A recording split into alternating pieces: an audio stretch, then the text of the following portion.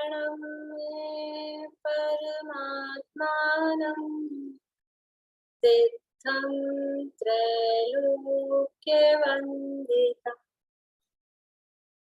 स्वाभाविक चिदानन्द स्वरूपं निर्मलाव्ययम् शुद्ध जीवादिद्रव्याणां देशिकं च जिनीश्वरम् द्रव्यसंग्रहसूत्राणां वृत्तिं वक्षे समासुतः जीवमजीवमदां जिनवरवसहेण जीर्णनेत्रेष्टं देवीन्दविन्दवन्तं वन्दे तं सर्वदा शिरसा कहे जीव अजीव जिनवर वृषभ ने लोक में वे वंद्य सुरपति वृंद से वंदन करूं कर जोड़।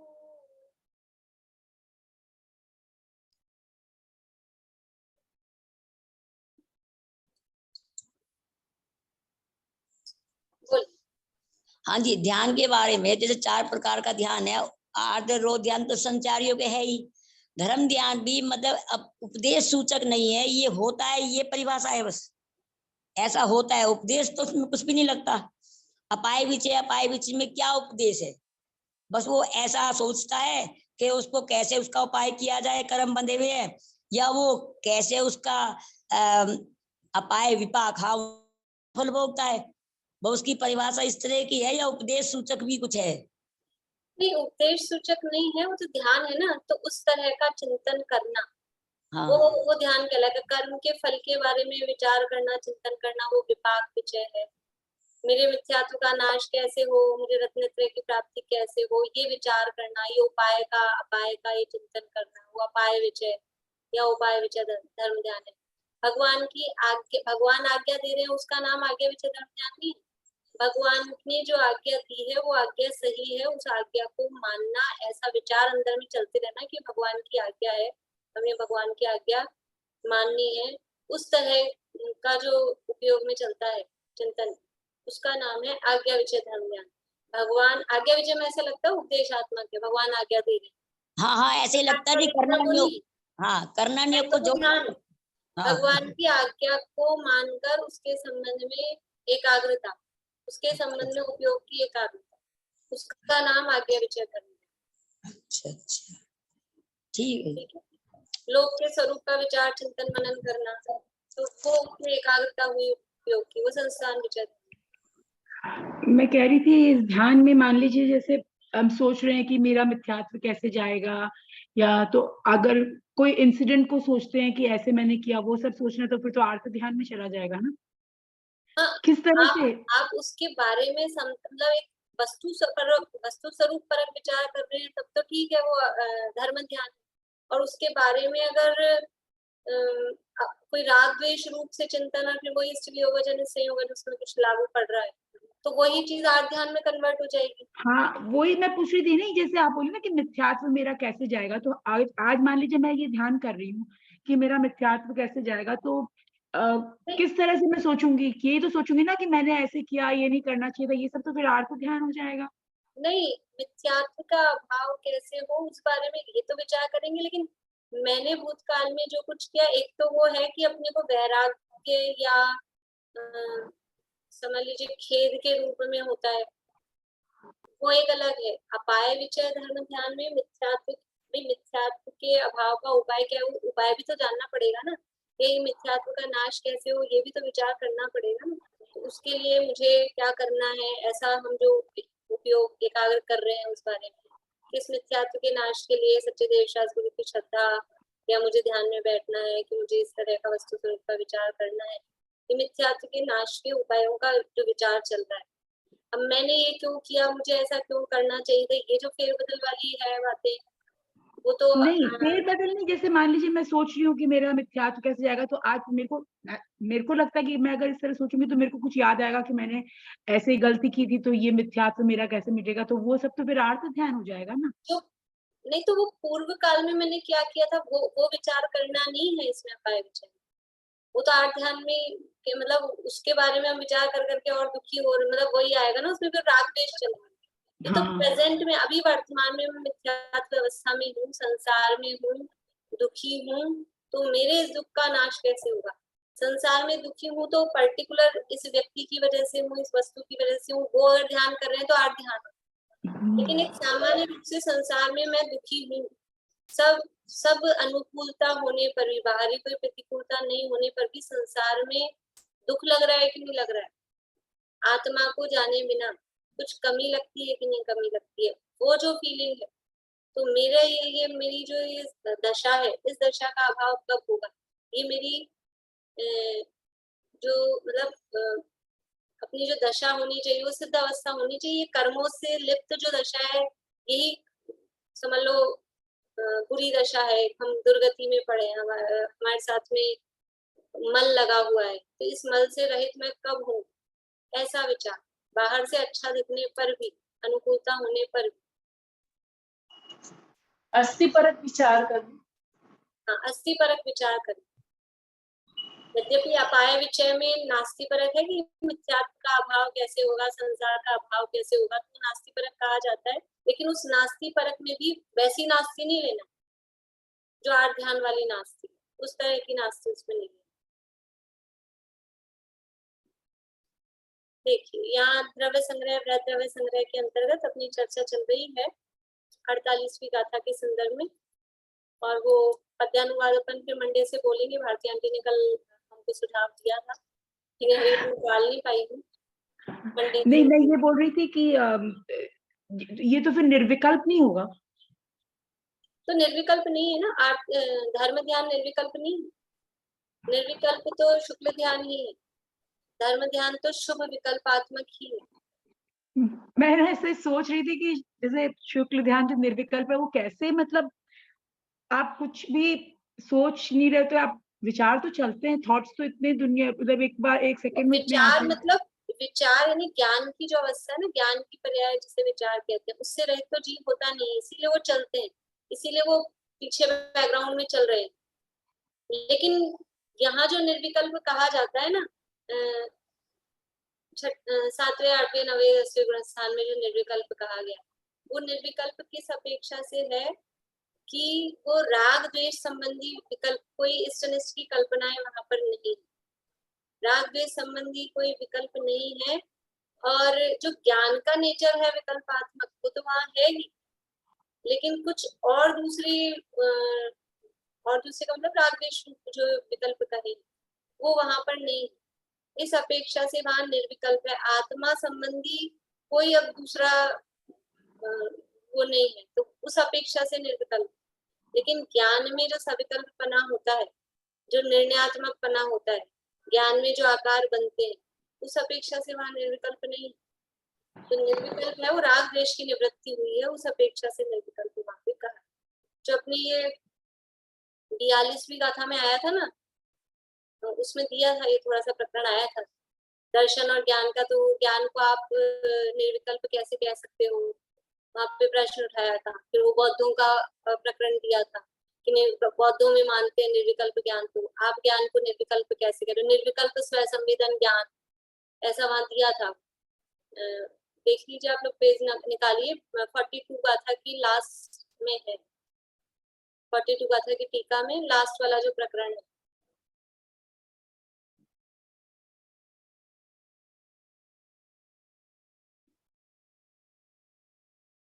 वहाँ बौद्ध संबंधी प्रकरण दिया है, लेफ्ट हैंड साइड वाला पेज है।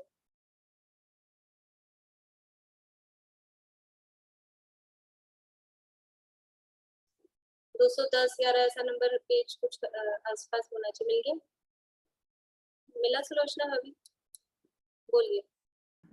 210 पे है। हाँ, तो वहाँ ऊपर उस प्रश्न से ऊपर वाली लाइन पढ़िए। यहाँ शिष्य शंका करता है उपरोक्त इससे ऊपर वाली लाइन। उपरोक्त लक्षण युक्त 3 शल्य विभाव परिणाम आदि समस्त सुभाषित संकल्प विकल्प है परम स्वास्थ्य के संवेदन से उत्पन्न हुआ तात्विक परमानंद क्या जिसका एक आवाज क्लियर नहीं आ रही?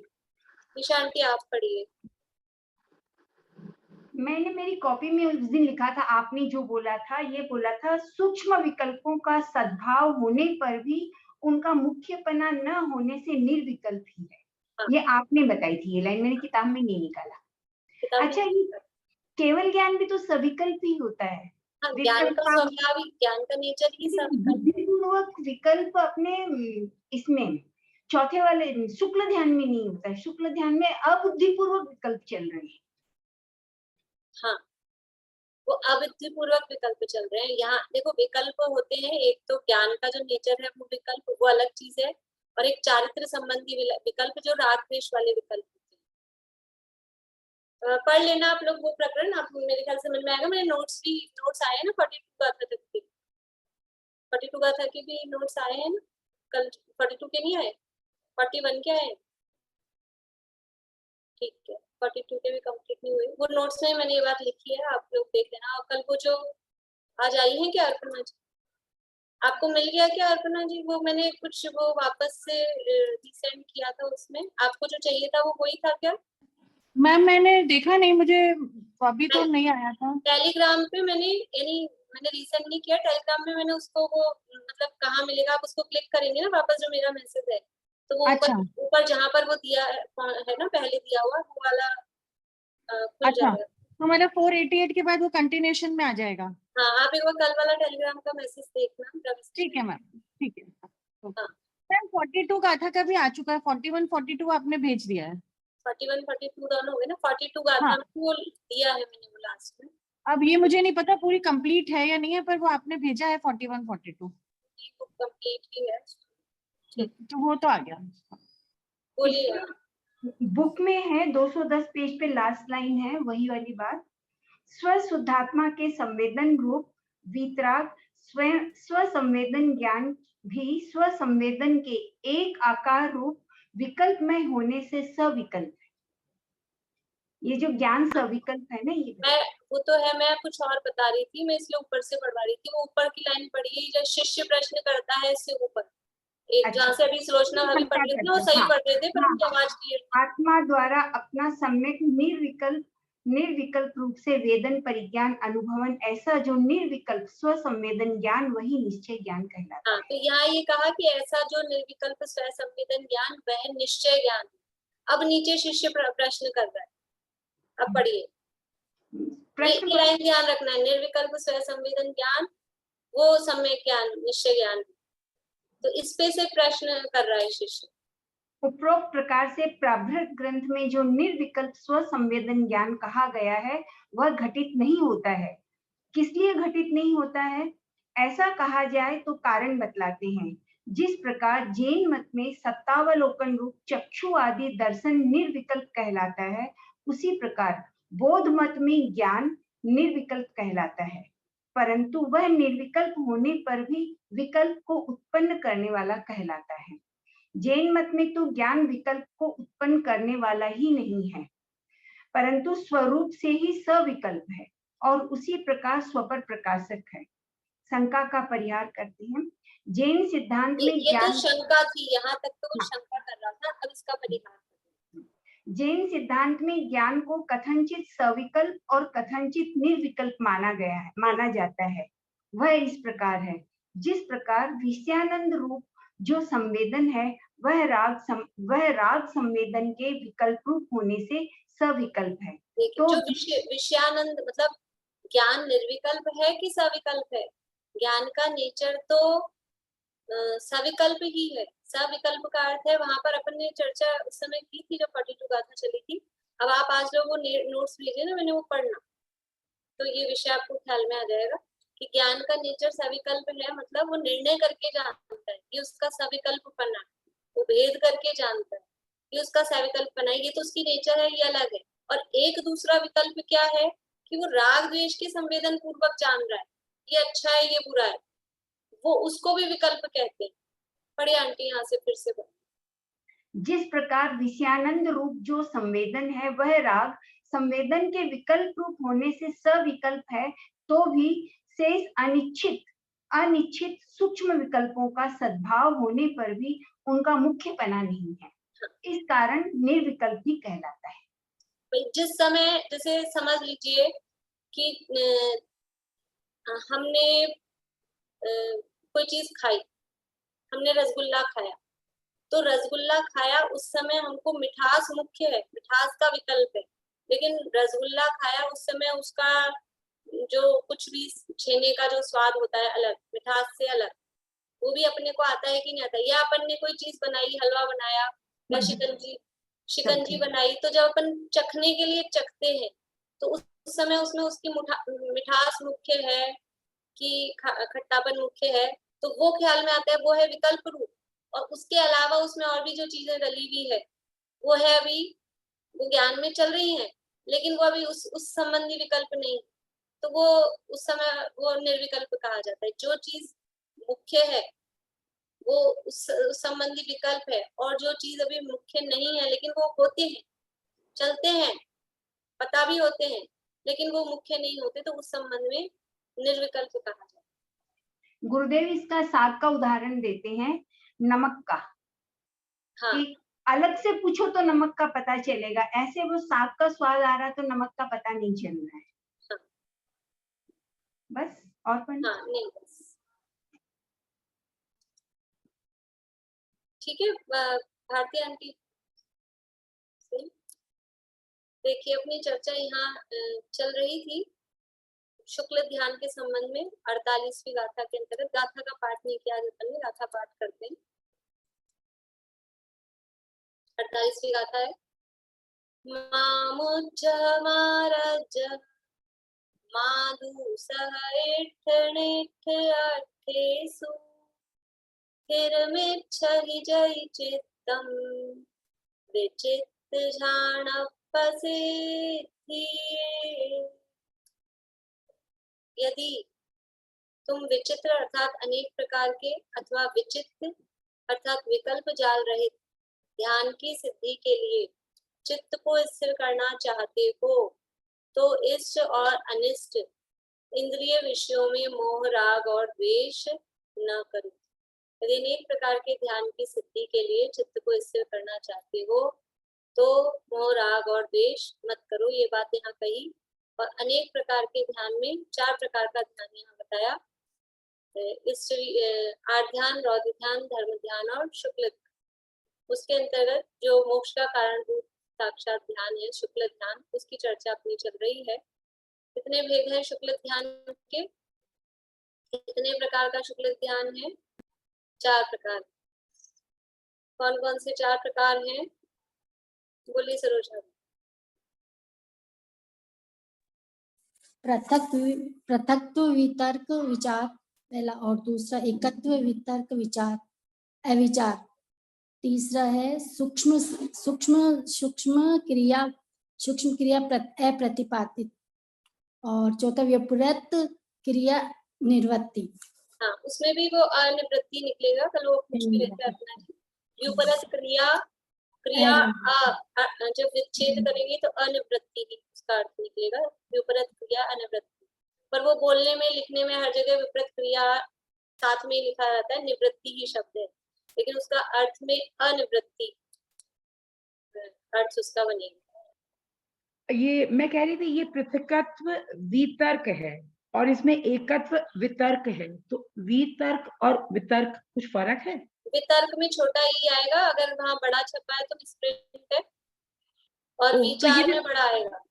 तो ये भी वितर्क छोटा ही रहेगा? हाँ, मतलब ये छोटा ही। हाँ, बुक में बड़ा वितर्क लिखा हुआ है। मिसप्रिंट है इसमें। ठीक है। 4 प्रकार के शुक्ल ध्यान के अंतर्गत अपनी चर्चा 2 दिन से पहले शुक्ल ध्यान के बारे में। पृथक्त्व, वितर्क, विचार। पृथक्त्व यानी भिन्न भिन्न पदार्थों के संबंध में। तो यहाँ भिन्न भिन्न क्या क्या है? द्रव्य, गुण और पर्याय। ये पहली लाइन है, पेज नंबर 230 नंबर पेज है, बृहद्रव्य संग्रह के अंतर्गत। द्रव्य गुण और पर्याय के भिन्न पने को पृथक्त्व कहते हैं। यानी एक द्रव्य से दूसरे द्रव्य के बारे में विचार चल रहा है, यानी जीव से पुद्गल पे गया, पुद्गल से जीव पे गया, धर्म से अधर्म पे गया, धर्म से काल पे गया, उपयोग, ये विचार बदल रहा है। ये तो द्रव्य के संबंध में पृथक्त्व हुआ। फिर द्रव्य का विचार करते करते गुण के बारे में विचार चल रहा है, गुण के बारे में विचार करते करते पर्याय के बारे में विचार चल रहा है, पर्याय के बारे में विचार करते करते फिर द्रव्य के बारे में विचार चल रहा है, फिर द्रव्य के बारे में विचार करते करते पर्याय के बारे में विचार कर रहा है। ये भी इधर से उधर, एक द्रव्य से दूसरे द्रव्य की तरफ भी, और द्रव्य से गुण पे, गुण से पर्याय पे, इस तरह से भी पृथक्त्व। यानी द्रव्य गुण और पर्याय के भिन्न पने को पृथक्त्व कहते हैं।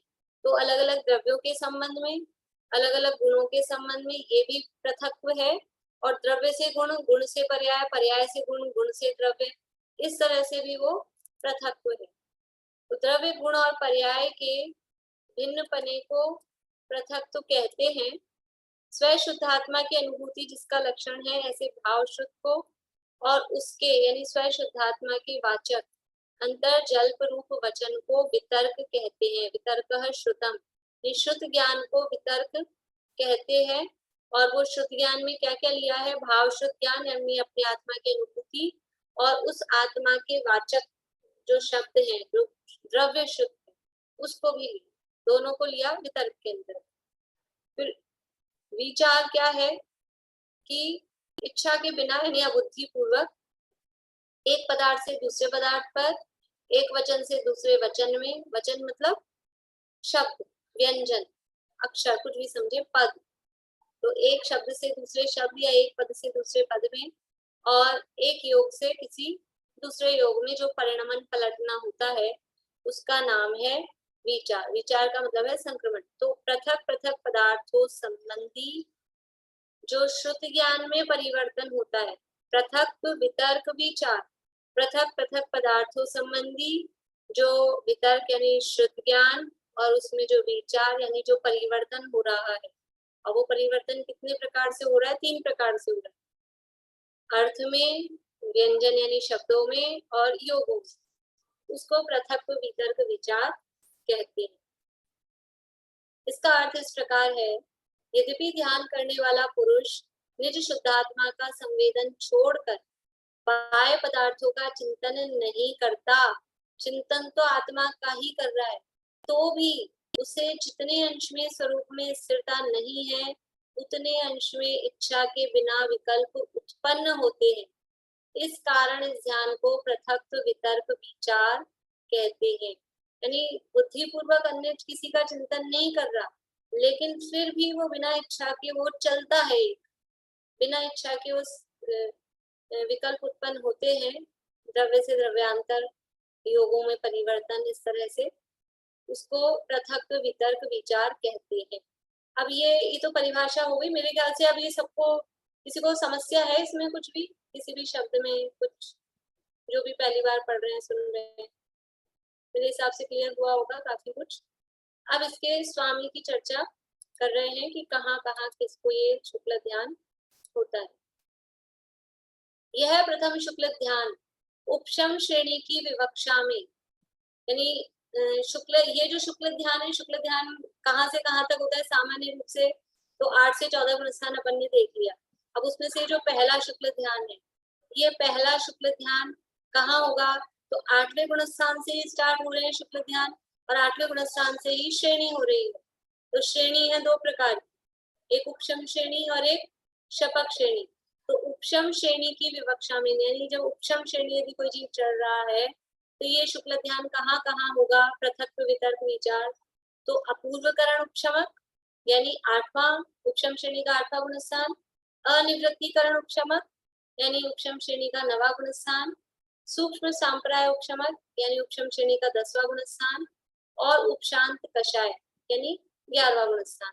इन 4 गुणस्थानों में ये पहला पृथक्त्व वितर्क विचार नाम का शुक्ल ध्यान 8, 9, 10, उपशमक 8, 9, 10 और 11वां, इन 4 गुणस्थानों में ये पहला शुक्ल ध्यान होता है। मतलब क्या होता है इन चारों गुणस्थान में कि उपयोग अलग अलग पदार्थों संबंधी वो शुद्ध ज्ञान में वहां परिवर्तन होता रहता है। यानी एक तरफ से तो उपयोग आत्मा में लगा हुआ है, लेकिन अबुद्धि पूर्वक उपयोग में कभी द्रव्य से गुण के बारे में, गुण से द्रव्य के बारे में, कभी जीव से पुद्गल के बारे में, इस तरह से अलग अलग पदार्थ संबंधी वो ज्ञान है। और उस ज्ञान में कभी मनोयोग से होता है, कभी वचन योग से होता है, कभी किसी शब्द के आधार पे होता है, कभी किसी अन्य शब्द के आधार से होता है। ऐसे इस तरह से उसमें परिवर्तन होता रहता है। इस ध्यान को पृथक्त्व वितर्क विचार कहते हैं। ये 4 गुण स्थानों में होता है। और शपक श्रेणी की विवक्षा में, शपक श्रेणी के कौन कौन से गुण स्थान होंगे? 8, 9, 10 और 12 ये होते हैं शपक श्रेणी के गुण स्थान।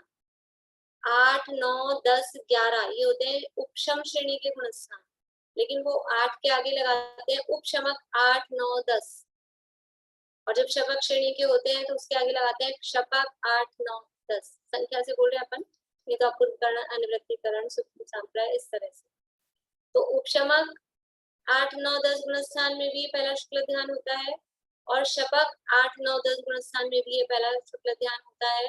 इसके अलावा 11वें गुण स्थान में, उपशम श्रेणी में जो आता है 11वां गुण स्थान, उसमें भी ये पहला शुक्ल ध्यान होता है। तो शपक श्रेणी की विवक्षा में अपूर्वकरण शपक, अनिवृत्तिकरण शपक और सूक्ष्म सांप्राय शपक, इन 3 गुण स्थानों में होता है। इस प्रकार प्रथम शुक्ल ध्यान का व्याख्यान हुआ, यानी ये शुक्ल ध्यान का स्वरूप बताया और इस शुक्ल ध्यान के स्वामी, इनको कहते हैं स्वामी। कौन है पहले शुक्ल ध्यान के स्वामी? उपशमक 8, 9, 10, 11 और शपक 8, 9, 10। शपक के 10वें गुण स्थान तक ये पहला गुण स्थान, सॉरी पहला शुक्ल ध्यान होता है। बोलिए भारतीय। 12वें में नहीं होता है?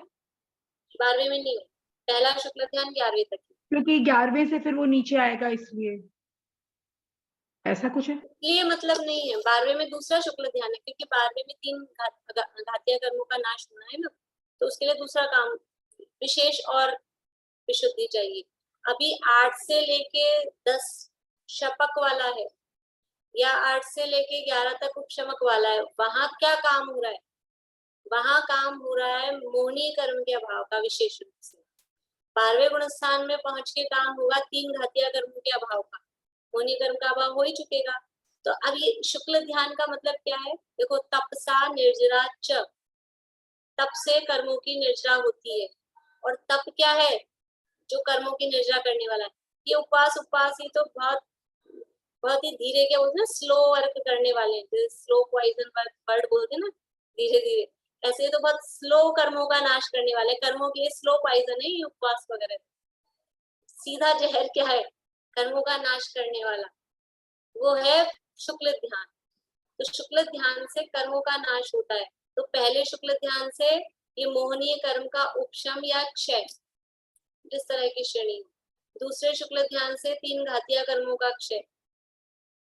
फिर तीसरा और चौथा शुक्ल ध्यान, वो समझ लीजिए योग का निरोध करने के लिए तीसरा शुक्ल ध्यान, और चौथा शुक्ल ध्यान बाकी के सब कर्मों का नाश करने के लिए। इस तरह से कर्मों का नाश। इसीलिए जो सूत्र बनाया गया है तपसा निर्जरा, तो वो कौन सा तप है? और ध्यान ही तप है जिससे कर्मों की निर्जरा हो रही है। और ये जो सूत्र अभी सूत्र में आएगा, ध्यान किसे कहते हैं? एकाग्र चिंता निरोधो ध्यान मांतर मुहूर्ता।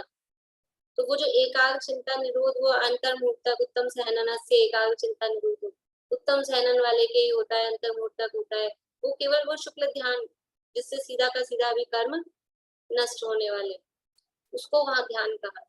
इन ध्यानों को ध्यान ही नहीं कहा, अर्थ थोड़ा और, इन ध्यानों को तो ध्यान ही नहीं कहा। ध्यान वो है जिससे कर्म नष्ट होते हैं। तो अब ये सीधा कमर कस के तैयार, अपन तैयार है कि नहीं? अपन तो बैठे ढीले ढीले सब, कर्म नाश होने वाले। मीनू दी, कर्म नाश होने वाले, कमर कस के जरा अलर्ट होके सब कैसे बैठे? बिल्कुल अलर्ट होके बैठना है। तो कम से कम अभी कर नहीं रहे तो कम से कम सीखने के लिए कैसे होते हैं, थोड़ा सा अपने को वो तो आए कि ऐसे कर्म नाश हो रहे। अपने समझ लो सपनों में ही आ जाए थोड़ा बहुत कि किस तरह से कर्म नाश हो रहे। तो ये जो पहला शुक्ल ध्यान है, ये स्वामी हो गए।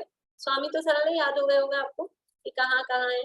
लेकिन इस शुक्ल ध्यान का कारण, मतलब ये शुक्ल ध्यान का प्रयोजन क्या है? पहले शुक्ल ध्यान का मोहनीय कर्म का, मोहनीय मतलब संपूर्ण मोहनी, चारित्र मोहनी समझ लीजिए, दर्शन मोहनी का तो हो ही गया है, तो चारित्र मोहनीय अथवा संपूर्ण मोहनीय कर्म का उपशम अथवा क्षय, ये तो इसका प्रयोजन है।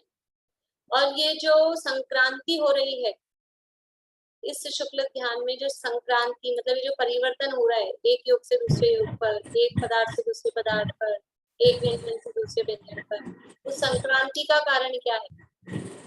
संक्रांति का कारण भी मोहनीय कर्म, क्योंकि वहां पर अभी मोहनीय कर्म विद्यमान है, ये संक्रांतियां वहां पर पहले शुक्ल ध्यान में पाई जाती है। पुलिस सुमन। हाँ, ये वितर्क में क्या संक्रांति हो रही है? अभी जो आपने बताया व्यंजन की, वितर्क में संक्रांति नहीं है, वितर्क का मतलब तो है शुद्ध ज्ञान और विचार का मतलब है संक्रांति। अच्छा, तो ये वितर्क वाली लाइन समझ नहीं आ रही, अभी वापस में पढ़ रही थी। बुक वाली, बुक में जो दी है। हाँ, देखिए यहाँ बुक में जो वितर्क का अर्थ किया है ना, वितर्क का अर्थ होता है सीधा सीधा शुद्ध ज्ञान, लेकिन यहाँ शुद्ध ज्ञान को दो अर्थ किए, एक भाव शुद्ध ज्ञान और एक द्रव्य शुद्ध ज्ञान। तो स्व शुद्ध आत्मा की अनुभूति जिसका लक्षण है ऐसा तो भाव शुद्ध, यानी वितर्क मतलब शुद्ध ज्ञान। शुद्ध ज्ञान दो प्रकार का, एक भाव शुद्ध ज्ञान, एक द्रव्य शुद्ध ज्ञान। शुद्ध यानी क्या है? शुद्ध कल परसों भी मैंने बताया था। शुद्ध ज्ञान, शुद्ध मतलब है जिनवाणी, शास्त्र, उसको भी शुद्ध ज्ञान कहते हैं। एक तो मति ज्ञान पूर्वक जो ज्ञान होता है वो शुद्ध ज्ञान, यहाँ पर अभी वो शुद्ध ज्ञान नहीं, यहाँ शुद्ध ज्ञान का अर्थ लेना है द्वादशांग रूप जिनवाणी, वो शुद्ध। तो वो शुद्ध है दो प्रकार का, एक है भाव शुद्ध और एक है द्रव्य शुद्ध। भाव शुद्ध का मतलब क्या है कि उस जिनवाणी का भाव क्या है। शुद्ध का मतलब जिनवाणी किया ना अपन ने द्वादशांग, तो उस भाव शुद्ध का उस शुद्ध का भाव क्या है, जिनवाणी का भाव क्या है? जिनवाणी का भाव है कि शुद्धात्मा की अनुभूति, शुद्धात्मा की प्राप्ति। तो भाव शुद्ध ज्ञान मतलब अपनी शुद्धात्मा का अनुभव, अपनी शुद्धात्मा का अनुभव हुआ तो अपने को भाव शुद्ध ज्ञान प्रकट हुआ, उसका नाम है भाव शुद्ध ज्ञान। और वो शुद्धात्मा की बात जहाँ लिखी है, जहाँ कही है, वो जो शब्द है, शुद्धात्मा को बताने वाले जो शब्द हैं वो कहलाते हैं द्रव्य शुद्ध। तो ऐसे द्रव्य शुद्ध और भाव शुद्ध दोनों को लिया। वितर्क मतलब शुद्ध और शुद्ध मतलब भाव शुद्ध भी द्रव्य शुद्ध भी। तो अपने शुद्धात्मा की अनुभूति रूप शुद्ध और उसको बताने वाले जो शब्द हैं वो। तो पृथक पृथक पदार्थों संबंधी जो हमारा शुद्ध ज्ञान है, भाव शुद्ध ज्ञान है, अपने आत्मा की अनुभूति सहित जो हमारा ज्ञान चल रहा है, उसमें उस समय में ही ये जो योगों का परिवर्तन हो रहा है, कि शब्दों का परिवर्तन हो रहा है, कि अर्थ का परिवर्तन हो रहा है, तीन तरह का परिवर्तन बताया। अर्थ संक्रांति, अर्थ परिवर्तन कहो उसको। अर्थ मतलब पदार्थ, एक पदार्थ से द्रव्य गुण पर्याय में भी परिवर्तन हो सकता है और एक द्रव्य में ही 6 द्रव्यों के संबंध में अलग अलग उनमें परिवर्तन। तो ऐसा द्रव्य संक्रांति, व्यंजन संक्रांति मतलब शब्दों संबंधी, कभी किसी शब्द पे विचार चल रहा है, कभी किसी शब्द पे विचार चल रहा है, तो ऐसा व्यंजन संक्रांति। और फिर योग संक्रांति, कि कभी आत्मा के प्रदेशों में परिस्पंदन मन के माध्यम से हो रहा है, कभी काय के माध्यम से हो रहा है, कभी वचन के माध्यम से हो रहा है, ऐसा योग संक्रांति। तो पृथक पृथक पदार्थों संबंधी जो शुद्ध ज्ञान है, उस शुद्ध ज्ञान में जो संक्रमण, जो परिवर्तन अर्थ, व्यंजन और योगों के माध्यम से हो रहा है, उसका नाम है पृथक वितर्क विचार नाम का पहला शुक्ल ज्ञान। ठीक है। अब ये जो संक्रांति हो रही है, उस संक्रांति का कारण क्या है, किस कारण से ये परिवर्तन हो रहा है, उपयोग में इधर से उधर डाइवर्शन क्यों हो रहा है, उसका कारण है मोहनीय कर्म। मोहनीय कर्म मतलब वहां चारित्र मोहनीय है, मोहनीय कर्म मतलब मिथ्यात्व नहीं समझना। गुणस्थान 8, 9, 10 है तो वहां कोई मिथ्यात्व तो है ही नहीं किसी भी रूप में, मतलब या तो उपशम है अथवा क्षय है। तो वहां वो जो चारित्र मोहनीय कर्म है, उस चारित्र मोहनीय कर्म के कारण वो मोहनीय कर्म और दूसरा कारण है कि वीर्यान मतलब जो वीर्य है शक्ति, उस शक्ति की हीनता। अगर शक्ति अधिक होती तो उपयोग इतना अधिक एकाग्र होता था कि इतनी सी भी चंचलता नहीं होती। तो मोहनीय कर्म का वहां पर सद्भाव और वीर्य की हीनता वही संक्रांति का कारण। बोलिए रेणु जी।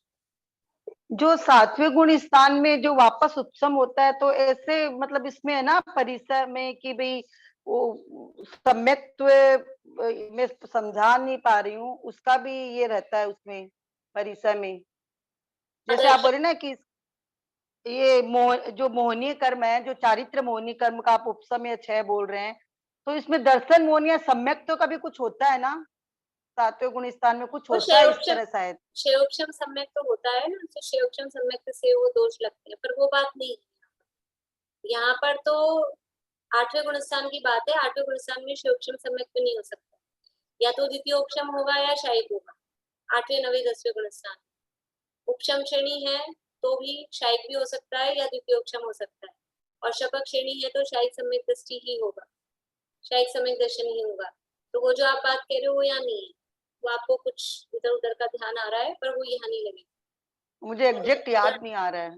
अदर्शन परिचय है, और वो अदर्शन परिचय सम्यक में चलना लगाड़ दोष शायोक्षम के कारण लगते हैं। ठीक है ना। तो वो बात यानी ये 7वें गुण स्थान की बात ही नहीं है, वहां 7वें गुण स्थान तक की चर्चा, ये तो गुण स्थान 8वां हुआ, इसलिए वो चर्चा भी यहाँ नहीं।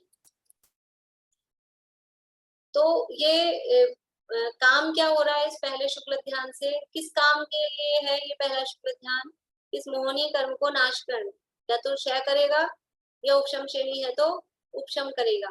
यानी मोहनीय कर्म का चारित्र मोहनीय को नष्ट करना अथवा उसका उपशम करना, वो ऐसे सामान्य शुद्धोपयोग जो छठे 7वें गुण स्थान में हो रहा है नॉर्मली, उससे नहीं होगा ये काम। उसके लिए विशेष एकाग्रता की आवश्यकता है, और उस विशेष एकाग्रता का नाम है पृथक्त्व वितर्क विचार नाम का शुक्ल ध्यान। ये ध्यान को अग्नि की उपमा दी गई है। ध्यान के लिए कहीं भी आपने भजनों वगैरह में सुना होगा, ध्यान की धधकती अग्नि जलाई। ये ध्यान है अग्नि के समान। तो ये सबसे पहली अग्नि जलाई, और उसके माध्यम से सबसे पहले कौन उसमें जलता है? जो सबसे ज्यादा बलवान बना फिरता है ना, मोहनीय कर्म, कर्मों की सेना का सेनापति, वो सबसे पहले उसका नाश, यहाँ नाश का मतलब उपशम हो अथवा क्षय हो, वो यहाँ होता है। और जब अभी होने का प्रोसेस शुरू हुआ है, 8वें गुण स्थान में मोहनीय कर्म का नाश नहीं हो रहा है, 8, 9, 10 और 11 तक चल रहा है ये पहला शुक्ल ध्यान। तो पूरा काम तो खत्म कहाँ होगा? 11वें में जाके, या शपथ श्रेणी वाला है तो 10वें में जाके। ठीक है ना। तो ऐसा नहीं समझना 8वें में खत्म कर दिया। तो 8, 9, 10 या 11 तक ये चल रहा है, तो वो पृथक्त्व वितर्क विचार है, मतलब वो संक्रांतियां चल रही हैं। मन वचन काय योगों में परिवर्तन चल रहा है, पदार्थ संबंधी परिवर्तन चल रहा है, शब्द संबंधी परिवर्तन अबुद्धि पूर्वक चल रहा है। तो वो जो परिवर्तन चल रहा है उसका कारण क्या है? उसका कारण है ये मोहनीय कर्म का सद्भाव और वीर्य की हीनता। वीर्य की हीनता मतलब कंपैरेटिवली अभी कुछ शक्ति की कमी है। वीर्य की हीनता मतलब शक्ति नहीं है ऐसा नहीं, वीर्य नहीं होता तो इतना काम कैसे करता, लेकिन कंपैरेटिवली अभी कमजोर है, स्टार्टिंग की है ना, तो अभी कंपैरेटिवली शक्ति उतनी प्रकट नहीं हुई है, इसके कारण से ये बदलाव होता है। देखो अभी जब भी कोई किसी को, अपन बच्चे को बिठाओ स्कूल की पढ़ाई करने के लिए अथवा धर्म की पढ़ाई करने के लिए, तो जो स्टार्टिंग में बैठता है तो एकदम ऐसा उपयोग लगा के बैठता है, कंसंट्रेशन करके, कभी इधर देखता है कभी उधर देखता है, ऊपर क्या हो रहा है नीचे क्या हो रहा है जरा। तो अभी क्या है, अभी आया ही है ना, नया नया है, तो अभी इतना कंसंट्रेशन नहीं होता है, तो उपयोग भटकता है। और फिर वही बड़ा हो जाए, बहुत दिन हो जाते हैं, समझदार हो जाता है, तो कंसंट्रेशन बनता है। यहाँ वही चाहे स्कूल की पढ़ाई हो चाहे यहाँ अपनी पढ़ाई की बात हो, उपयोग उसमें एकाग्र हो जाता है। तो वो वीर्य अब समझ लो परिपक्व हो गया है, अच्छा समर्थ हो गया है, तो वहाँ वीर्य पूरा होता है। अभी ये पहला शुरू किया है ध्यान करना, कर्मों का नाश करने का या उपशम करने का, तो अभी वीर्य थोड़ा कम है। तो वीर्य की हीनता और मोहनीय कर्म के सद्भाव के कारण ये संक्रांतियां इस पहले शुक्ल ध्यान के अंतर्गत होती है। एक प्रश्न उठ सकता है, आप लोगों को किसी को, सब पहले पढ़े हुए हैं इसलिए शायद नहीं है, नए लोगों को प्रश्न उठना चाहिए कि यहाँ तो ध्यान किसे कहते हैं? ध्यान कहते हैं एकाग्रता को, और यहाँ क्या हो रही है? संक्रांतियां, इधर से उधर परिवर्तन, उधर से उधर परिवर्तन, ये ध्यान है कि क्या है? ध्यान तो एकाग्रता का नाम है ना। ध्यान किसे कहते हैं? एकाग्र चिंता निरोधो ध्यानम, एकाग्र रूप से चिंता का निरोध, यानी जो एकाग्रता है उपयोग की, उसका नाम ध्यान है। और यहाँ पर आप अर्थ संक्रांति, व्यंजन संक्रांति, योग संक्रांति, इसको भी ध्यान नाम कह रहे हो। तो ये ध्यान है कि क्या है? ध्यान में एकाग्रता होती है कि संक्रांतियां होती, क्या होता है? तो समय तो हो गया, कल के लिए छोड़े इसको या अभी कोई जवाब देना चाहते हैं? बोलिए प्रमिला जी। ध्यान में तो एकाग्रता है, पर जो मोहनीय कर्म है ना, उसके कारण से ये संक्रांति अभी आपने बताया। ठीक है, बोलिए विनीता। मैं नहीं बता रही, मैं तो आपसे कह रही, खुद ही विकल्प उठ रहा है कि ये ध्यान क्या हुआ। ये तो सोचने में, फिर ध्यान क्या हुआ? बाहर की बात के सोचते रहे। ध्यान तो अपनी आत्मा में मन लगाने का है। मैं तो आपको ही कहना चाह रही थी, ये ध्यान क्या कहा आचार्यों ने? अपने में बैठने का नाम ध्यान होना चाहिए। बोलिए सुधा जी। ये जो आपने बताया लास्ट में मोहनी कर्म का भाव और वीर कर्म का क्या, वो समझ में नहीं आया लास्ट वाला ना। ये प्रश्न ऐसा है कि जो संक्रांतियां, ये जो परिवर्तन हो रहा है इस पहले शुक्ल ध्यान में, चेंजेस हो रहे हैं ना, अर्थ संक्रांति, व्यंजन संक्रांति, योग संक्रांति, इस संक्रांति का कारण क्या है? ये प्रश्न उठाए। तो उसका जवाब दिया कि मोहनीय कर्म का सद्भाव और वीर्य की हीनता, शक्ति की कमजोरी है, उसके कारण से ये चेंजेस, परिवर्तन हो रहे, इसलिए वो उपयोग इतना एकाग्र नहीं हो पा रहा कि एक ही जगह टिका रहे, बदल जाता है इधर से, अपने आप बदल रहा है बुद्धिपूर्वक। मोहनी कर्म के कारण और वीर के कारण मतलब परिवर्तन हो रहा है। वीर्य की हीनता नहीं, अभी मैं यही सोच रही थी कि जब तक संसार में है, घर गृहस्थी में है, तो संकल्प विकल्प आर्त ध्यान रौद्र ध्यान चलते हैं। जब इनसे विरक्त हो जाते हैं तो जो शास्त्राभ्यास से जो जिनवाणी या मोक्ष मार्ग में जो चीजें आती है, उसी का भाव जो चलता है, ये शुक्ल ध्यान में तो वही चल रहा है ना, कि हम शब्द और व्यंजन और योग और इन सबका अपने आप पलटना हो रहा है। हाँ, शायद ऐसा, मतलब वो तो अपने आप बुद्धिपूर्वक हो रहा है, और वो मतलब तत्व ज्ञान, यानी जो अपने वस्तु स्वरूप के संबंध में, हाँ, जो भी चल रहा है वो वस्तु स्वरूप के संबंध। हाँ, मतलब हमारी भूमिका में तो ये आ ही नहीं सकता है, क्योंकि इतने संकल्प विकल्प चलते हैं आज संसार के। ज्ञान तो वहाँ श्रेणी के काल में होता है, अभी तो इस प्रश्न का डिस्कस अपन कल करेंगे, अभी समय हो गया है। भारती आंटी, आपका प्रश्न था या जवाब देने के लिए हैंड रेज किया था आपने? प्रश्न है? हाँ बोलिए। मैं तो आपसे यही पूछ रही थी कि ये चलिए, तो ये प्रश्न आप लोग सब विचार करके आइएगा कि ये ध्यान है, तो इस ध्यान में एकाग्रता का नाम ध्यान होना चाहिए। फिर यहाँ परिवर्तन को ध्यान कैसे कहा, तो ये ध्यान है कि नहीं है, क्या है एक्चुअल में, इसके बारे में फिर कल अपन करेंगे। और कल द्रव्य संग्रह की क्लास लगेगी, तो फिर 3:45 अराउंड, 3:30 के लगभग, जैसे तत्वार सूत्र की पूरी होगी उसके बाद द्रव्य संग्रह की लगेगी। इस समय नहीं लगेगी, 1:40 पे नहीं हो पाएगी। ठीक है, जैसे